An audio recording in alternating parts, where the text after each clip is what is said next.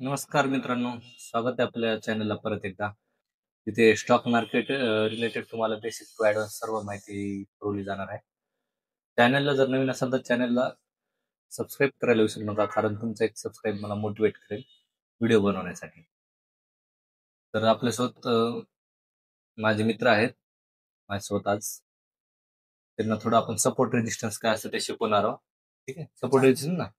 त्याच्यासोबत तुम्हाला एक माहिती देतो, सपोर्ट रेजिस्टन्स काय ते आपण बघणार आहोत. ठीक आहे ठीक आहे, माईक चालू केलाय का सर तुम्ही? ओके. त्यांना माईक लावून दिलाय मी. त्यांना पण थोडी बेसिक माहिती पाहिजे होती, तर त्यासाठी मी आणलाय त्यांच्यासाठी एक माईक. तर सपोर्ट रेजिस्टन्स, सपोर्ट आणि रेजिस्टन्स काय आहे लिहून ठेवतो मी. तर सपोर्ट अँड रेजिस्टन्स. ओके.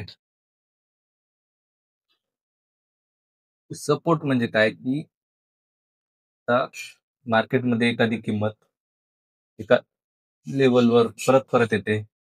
समजा एक मार्केट या रेंजवर 1300 वरती जात आहे, परत खाली आले, परत वरती, परत खाली. त्याच रेंजमध्ये 4 ते 5 वेळा मार्केट फिरत असेल तर त्याला आपण सपोर्ट म्हणतो. ठीक आहे, ते बघू शकता तुम्ही. मार्केट या रेंजवर होत परत त्याच रेंजमध्ये परत आलाय, परत वरती गेला, परत त्याच रेंजमध्ये आलाय, त्याला आपण सपोर्ट म्हणतो. म्हणजे एक झोन असतो सपोर्टचा, एक फिक्स किंमत नसते, एक झोन असतो, हा पहा झोन.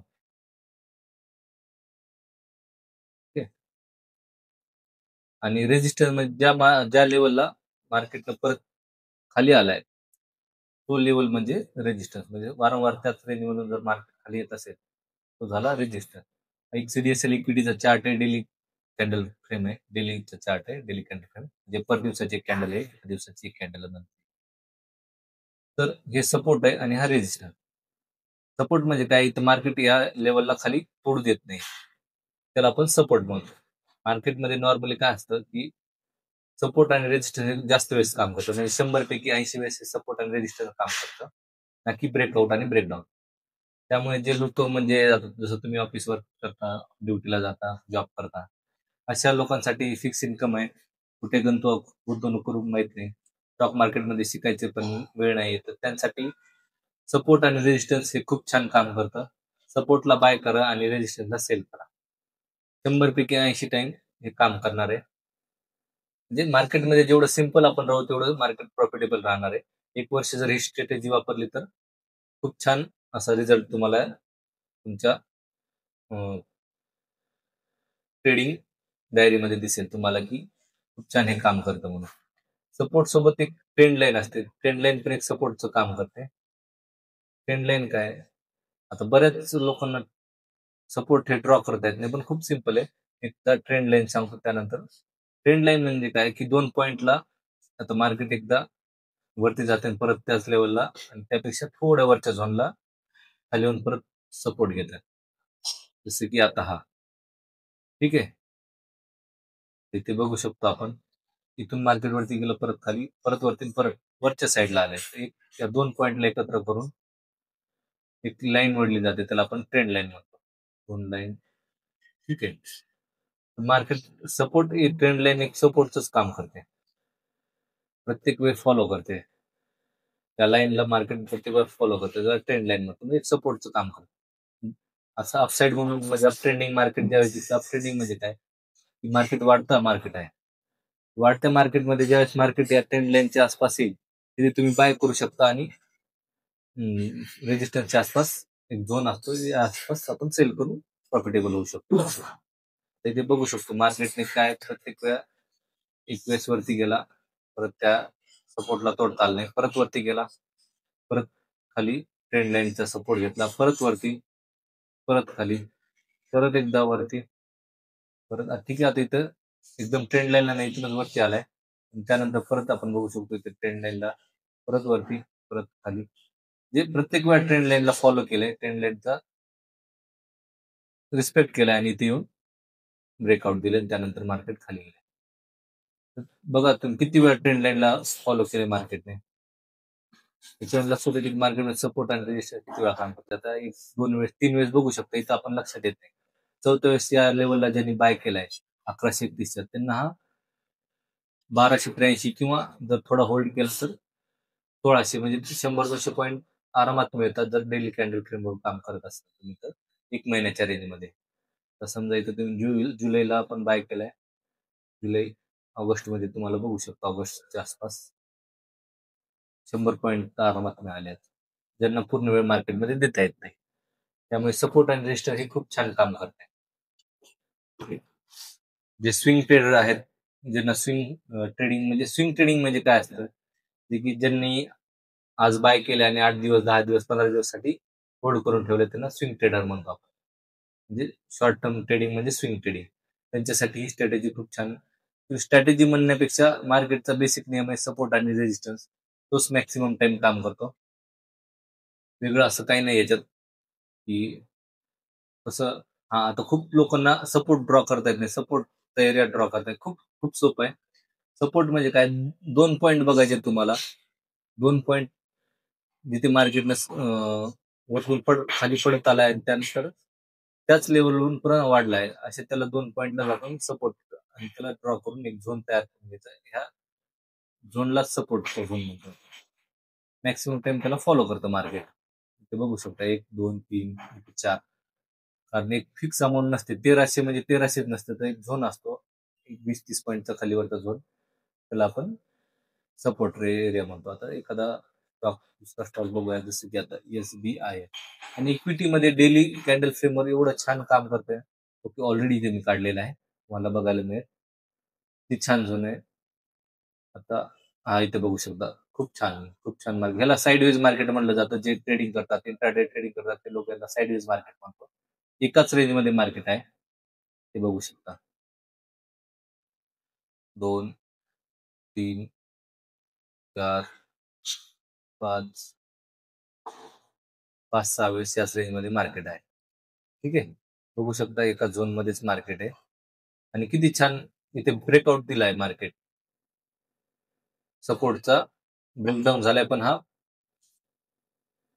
मार्केटमध्ये खाली सस्टेन नाही, म्हणजे ब्रेकडाऊन दिलं पण मार्केट खाली गेलं नाही. कारण ब्रेकडाऊन आणि ब्रेकआउट खूप कमी, म्हणजे 2 वेळेसच काम करेल मार्केट. ब्रेकडाऊन दिलं आणि परत वरती मार्केट गेलाय, म्हणजे खाली सस्टेन नाही राहिलं, खाली ओपन झाल्यावरती येऊन क्लोज करून परत त्याच रेंजमध्ये गेलाय मार्केट. फेक ब्रेकआउट आणि फेक ब्रेकडाऊन खूप कमी वेळेस काम करतं मार्केटमध्ये, म्हणजे 1 ते 2 वेळेस काम करतं. सपोर्ट आणि रेजिस्टन्स खूप जास्त वेळेस काम करतं मार्केट. 80% काम सपोर्ट आणि रेजिस्टन्स करतं. ऑलरेडी मी इथे काढलेलेच आहेत, आणखी बघू शकता, इथे बघू शकता सपोज 1 2 3 4 5 वेळेस मार्केटने सपोर्ट लेवलला घेऊन परत एकदा ब्रेकआउट न देता पुन्हा वरती गेलेला आहे. तर सपोर्ट आणि रेजिस्टन्स स्ट्रॅटेजी तुम्ही यूज करून बघा, 1 वर्ष वापरा, तुम्हाला कसं वाटतं ते बघा, तुम्ही नक्कीच प्रॉफिटेबल होणार. स्टॉप लॉस लावणं नाही लावणं आहे तुमच्या रिस्क आणि रिवॉर्डवर मॅटर करतं. तुमचं किती रिस्क आहे, तुमचं किती कॅपिटल आहे, तुम्ही कितीपर्यंत मार्केटला देऊ शकता, त्यावर तुम्ही स्टॉप लॉस लावायचं का नाही ठरवू शकता. जर लावायचं असेल त्या झोनच्या थोडं खालीच लावायचं, 10-20 पॉईंट. समजा आता हे इथे तुम्ही बाय केले 550, तर 40-20 पॉईंट खाली 500, हा 10 पॉईंट 20 पॉईंट खाली इथे तुम्ही लावू शकता. म्हणजे जरी एक ब्रेकआउट दिलं तर तुमचा स्टॉप लॉस हिट नाही होत. स्टॉप लॉस लावलेलं कधीही चांगलं, त्याने जास्त तुमचं पैसे जाणार नाही, कारण मार्केटमध्ये ग्रीड आणि फिअरमुळे माणूस लॉस मध्ये गेलो होल्ड करून ठेवतो आपण. त्यामुळं जास्त लॉस खाऊ नका, थोडा थोडा लॉस आणि थोडा प्रॉफिट मध्ये राहा, मार्केट नक्की तुम्हाला पैसा देणार आहे. मी पण इक्विटीमध्ये खूप जास्त वेळेस ह्या स्ट्रॅटेजी वापर करून प्रॉफिटेबल झालेला आहे. पण आता मी पण US ऑइल मध्ये आता ट्रेड घेतलेला आहे, ट्रेड घेणार आहे. म्हणजे होऊ शकतं एक सपोर्ट कमोडिटी आहे. इक्विटी म्हणजे सगळे स्टॉक असतात. कमोडिटीमध्ये आपलं क्रूड ऑइल किंवा गोल्ड वगैरे असतं, त्याला आपण कमोडिटी म्हणतो. एक ट्रेंड लाईन्स आहे, ट्रेंड लाईन तिथे ब्रेकआउट दिलाय. मार्केट येते आता थोडं साईडवेज झालंय, आता कळत नाही कोणत्या रेंजला जाईल. आपण इथे वाट बघतोय की इथून ब्रेकडाऊन होईल आणि आपण छान ट्रेड घेऊया. आणि इथून थोडं रिजेक्शन घेते असं पण प्रत्येक लेवल काम करते. लेवल आहे त्या लेवलला बरोबर सपोर्ट घेतलाय मार्केटनं वरती जात आता. त्या लेवलचा ब्रेकडाऊन आला तर आपण एक छोटासा ट्रेड घेणार आहोत. 70% सपोर्ट आणि रेजिस्टन्स काम करतो. हो सपोर्ट समजा घेतला आणि रेजिस्टन्सला किती दिवस म्हणजे जाईल त्याची काय आयडिया वगैरे? नाही किती दिवसात जाणं हे सांगू शकत नाही, पण वेळ लागेल. सपोर्ट रेजिस्टन्स वर तुम्ही जर ट्रेडिंग करत असताल तर सपोर्ट आणि रेजिस्टन्स मध्ये स्लोली पैसा ग्रो होणार. तसं ब्रेकआउट आणि ब्रेकडाऊन मध्ये इन्स्टंट पैसे मिळतात आणि इन्स्टंट जातात, पण रिस्क जास्त आहे. रेजिस्टन्सच्या जवळ गेला आपण जर सेल नाही केला वगैरे परत तो खाली पण यायचा असेल. एक झोन असतो, त्या झोनच्या आसपास तुम्हाला पैसा काढावा लागेल. त्या रेंज मध्ये येऊन पैसे काढावा लागतात. याच लेवलचा आता 599 आहे, तुम्ही 599 लाच नाही धरू शकत. 5 पॉईंट खालीवर तुम्हाला आता या कॅन्डल मध्ये तुम्ही जो सब रेजिस्टन्स आहे तो ब्रेकडाऊन करण्याची पॉसिबिलिटी किती राहते त्यामध्ये? तेच 80% चान्सेस आहे की तुम्ही ब्रेकआउट ब्रेकडाऊन ब्रेकआउट 20% फक्त. 100 पैकी 20 वेळाच तो ब्रेकआउट देईल. नॉर्मली तो तिथून खालीच येणार आहे. 80% चान्सेस आहे की तो तिथून खालीच येणार आहे. त्यामुळं ह्या झोन मध्ये आला प्रॉफिट काढून घ्या आणि नवीन एखादा स्टॉक बघा. जसं की आता आपण एखादा स्टॉक बघूया. बीएससी नावाचा एक स्टॉक आहे, त्यामध्ये बघूया. सपोर्टला इथं छान आहे, इथे एकदम मस्त दिसेल. हा सपोर्टचा झोन आहे, हा बघू शकता. एक बीएससी आहे, हा इथून बघू शकता. मार्केट ज्यावेळेस या रेंज मध्ये आलं, ओके, तर इथून वरती गेला तर इथे आपण नाही घेऊ शकत. वरती गेलं परत इथून परत छोटस आहे, परत छोटा खाली आहे आणि परत ह्या झोन पैसे आला आणि ह्या झोन पैसे येऊन परत एक वरती एकदा हाय लावला परत त्या झोनला, म्हणजे एवढे हा सपोर्टला त्याला ब्रेक करता आला नाही, परत वरती गेला. आता तुम्ही काय करू शकता, आता ह्या झोन बघू शकता. इथं एकदा मार्केटने 1 2 3 4 5 कॅन्डल आहे, त्याला ब्रेक नाही केलं. त्यानंतर मार्केट वरती जाऊन पुन्हा त्याच रेंज मध्ये आलाय आणि इथून परत एकदा सपोर्ट घेऊन मार्केट वरती गेलाय. सपोर्टच्या लाईनच्या आसपास आपण कधी पण बाय करू शकतो. या सपोर्ट झोन मध्ये बाय करायचं आणि ह्या रेजिस्टन्स झोन पर्यंत आपण होल्ड करू शकतो. आता इथे बघा रेजिस्टन्स किती वेळा काम केलंय, तर तुम्ही बघू शकता की 1 2 3 किती कॅन्डल आहे, 1 2 3 डेली 4 5 दिवस 7 दिवस रेजिस्टन्स परत खाली चालले मार्केट आणि 8 10 पॉईंट नंतर ब्रेकआउट दिलाय. आणि हा ब्रेकआउट पण आता वरती सस्टेन करतोय. आता समजा इथून वरती चान्सेस वाढतील. ब्रेकआउट खूप कमी वेळा काम करतं. सपोर्ट बघू शकता किती वेळा काम केलं, म्हणजे ह्या झोन पासून आलं मार्केट पुन्हा खाली आलाय, त्या झोन मध्ये आलं पुन्हा खाली पुन्हा खाली. त्यामुळे सपोर्ट आणि प्रत्येक वेळा आपण काय म्हणतो की ज्यावेळेस मी बाय करतो त्यानंतर मार्केट खाली येतं, आपण खालच्या लेवलला बाय करायला पाहिजे. खालची लेवल म्हणजे सपोर्ट असते, त्याला सपोर्ट लेवल म्हणतो आपण. त्यामुळे सपोर्ट लेवल तुम्ही लॉंग टर्म होल्ड पण करू शकता, ज्यांना पैशाची गरज नसते. जे जॉब करता काय करता त्यांनी सपोर्टला म्हणजे खालच्या लेवलला होल्ड करून तुम्ही बघू शकता. आता तुम्ही मार्केट या रेंजमध्ये असतं तुमची बाईक पोझिशन ही असणार आहे. त्यामुळे सपोर्ट म्हणजे काय, तर बायर्स असतात. बायर्स म्हणजे विकत घेणारे, जे मार्केटला वरती नेतात. आणि रेजिस्टन्स म्हणजे सेलर्स. बायर्स म्हणजे मार्केटला हे खाली पडू देत नाहीत. ह्या रेंजमध्ये आल्यानंतर मार्केटमध्ये ते त्याचा पैसा इन्व्हॉल्व करतात आणि मार्केटला वरच्या साईडला ढकलतात. आणि रेजिस्टन्सचा जो झोन असतो, सेलर